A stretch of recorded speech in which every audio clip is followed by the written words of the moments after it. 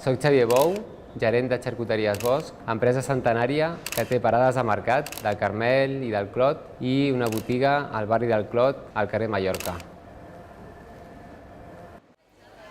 El producte del qual estem més orgullosos és el nostre pernil cuit. Aquí el tenim.